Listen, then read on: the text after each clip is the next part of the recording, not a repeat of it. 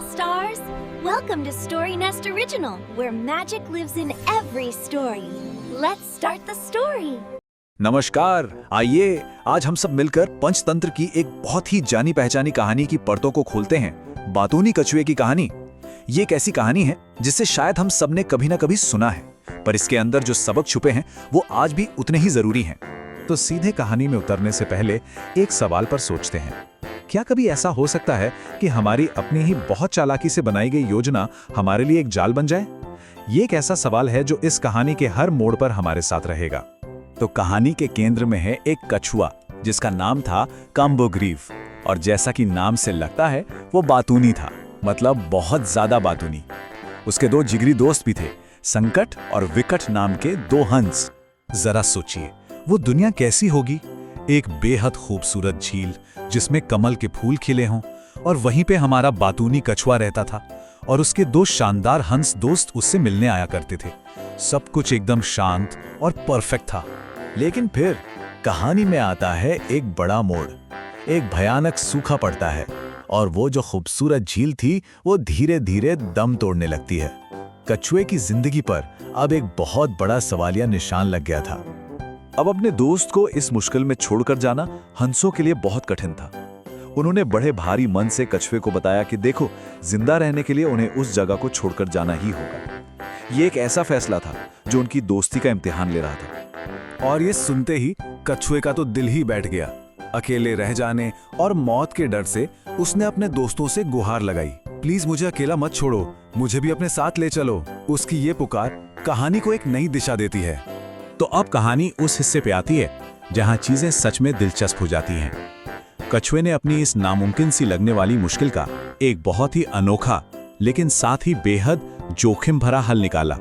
कछुए का प्लान सुनने में जितना आसान था उतना ही हिम्मत वाला भी।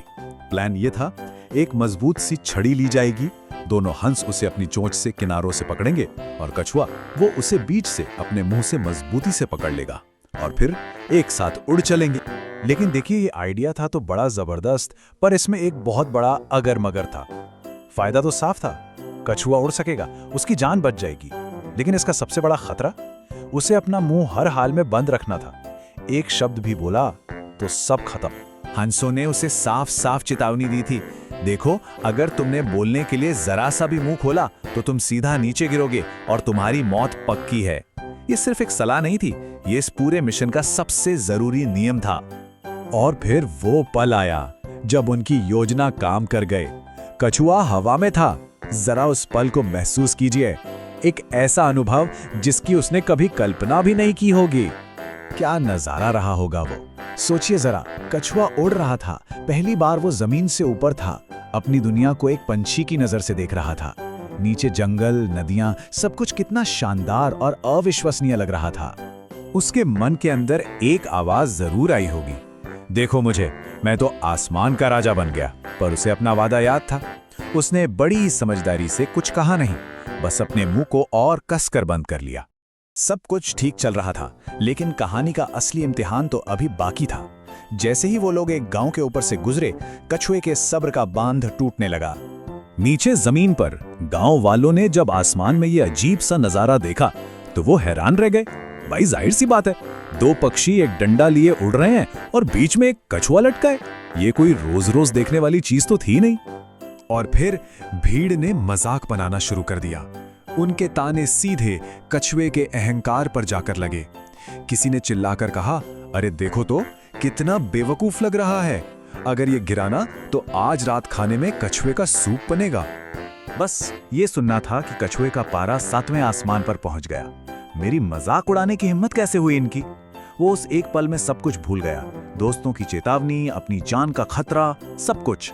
उसका घमंड उस पर हावी हो गया और उसी गुस्से में अपना अपमान बर्दाश्त ना कर पाने की वजह से उसने जवाब देने के लिए अपना मुंह खोल दिया, तुम बेवकूफ लोग चुप हो जा।